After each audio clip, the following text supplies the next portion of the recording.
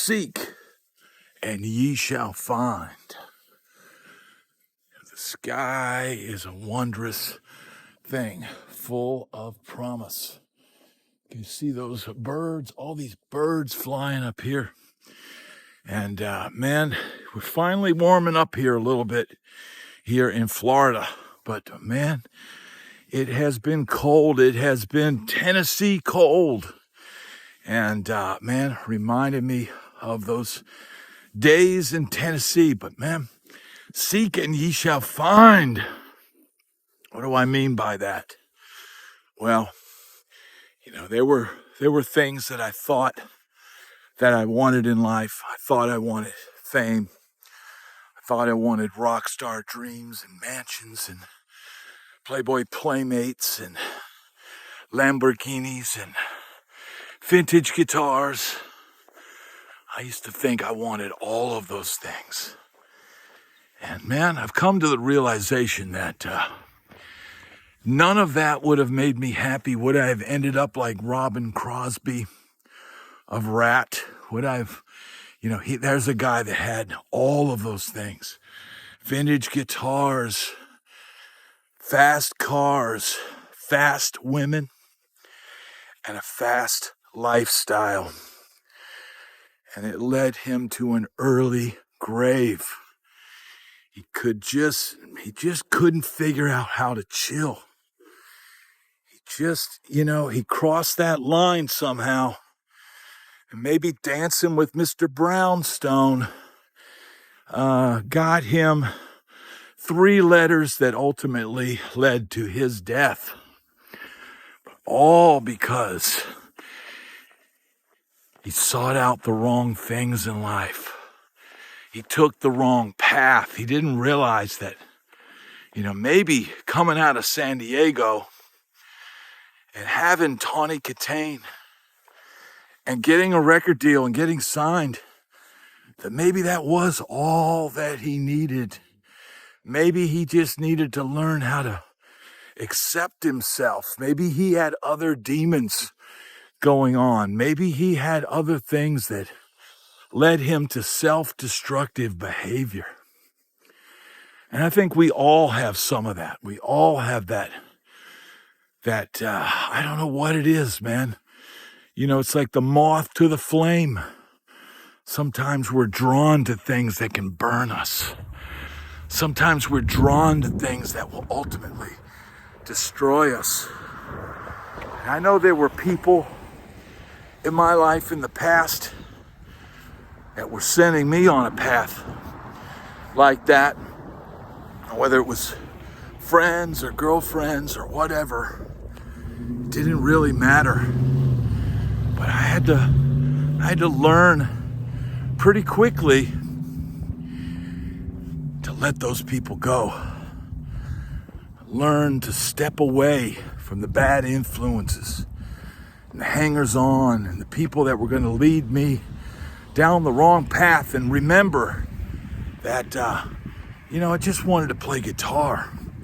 I don't think rock star dreams and caviar wishes and Lamborghinis and playmates, I think that was the stuff of Gen X and boomer fantasy. And that's what the industry was kind of banking on, getting us gullible kids to buy in a false fallacy of what's important in life, taking us away from family and God and the things that are really important.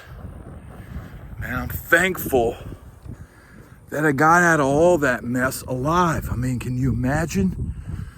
Dude, I was what, man?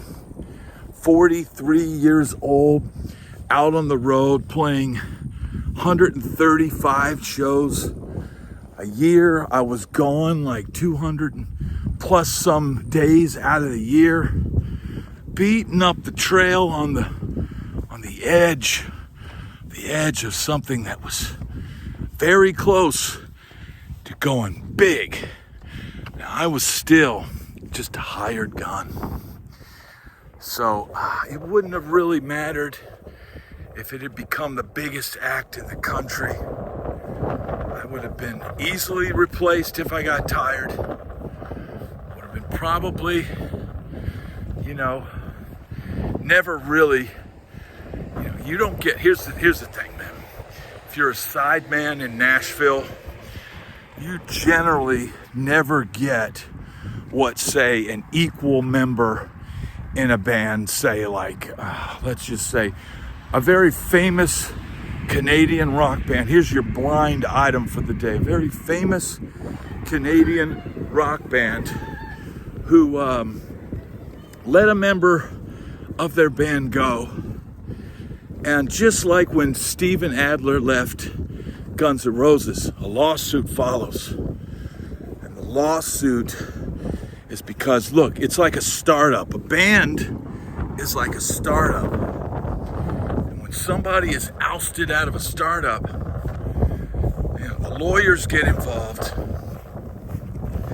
and a settlement is usually reached because this person joined the said startup before there was a lot of money and put in his time and his effort. And even though it may be time for him to step away from the startup, it's still a huge part of the startup's success.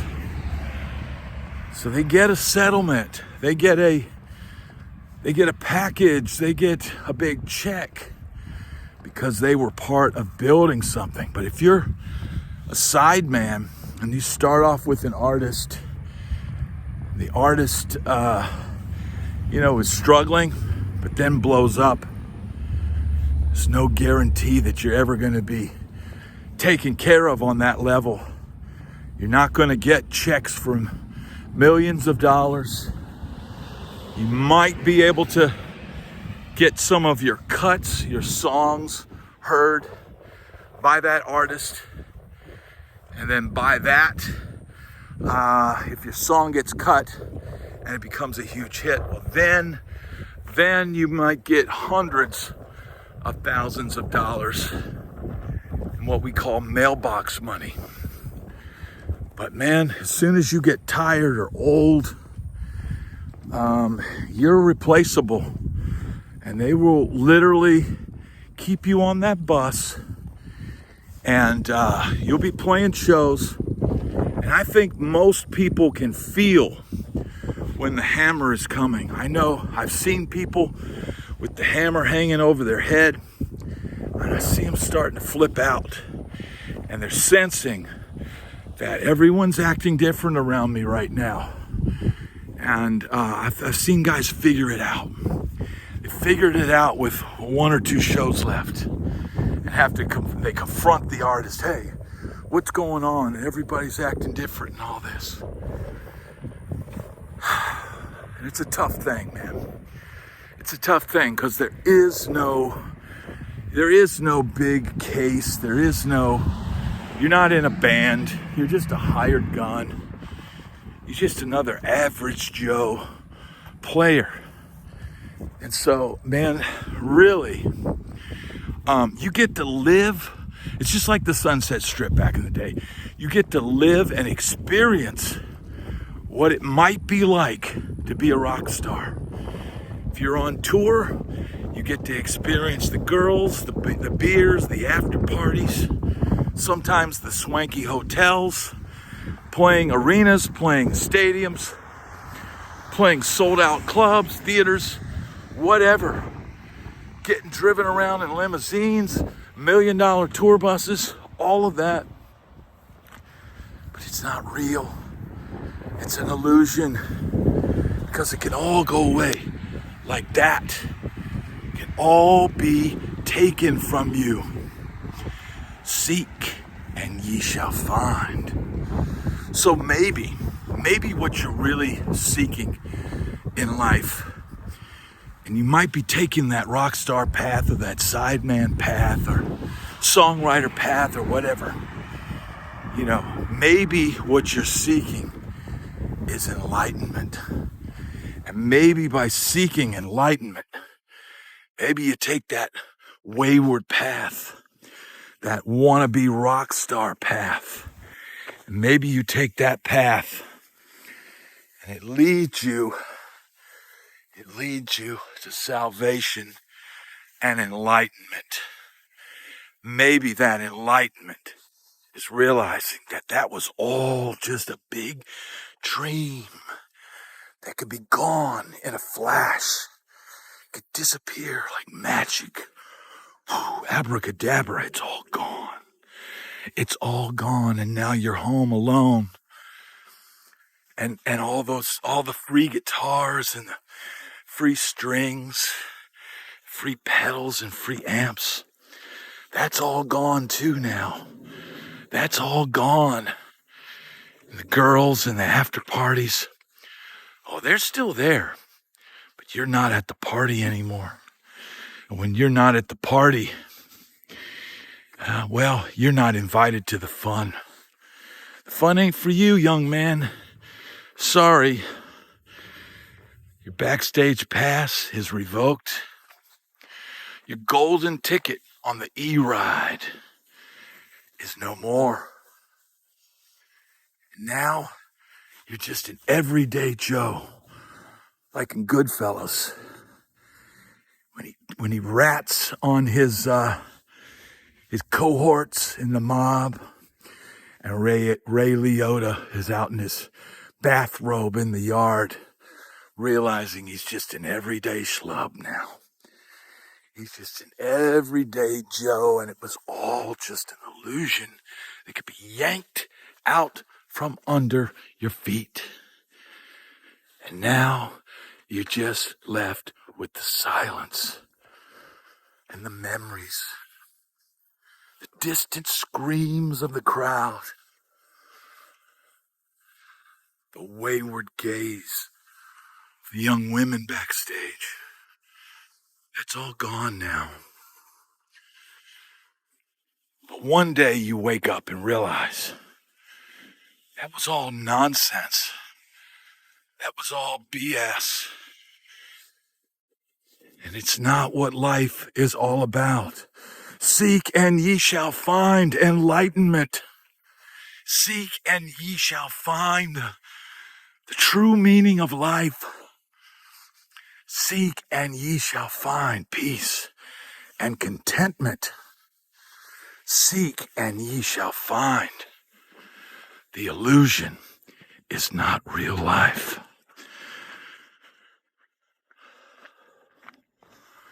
Deep and profound words this morning. Some people say I should be a preacher. Well, this is my sermon. What's the true meaning of life? I think it varies for a lot of people, but love your friends, love your family. Have something you want to come home to. Have peace of mind. Do right by others. Try to live a good life. It's very, very simple. Seek and ye shall find the truth.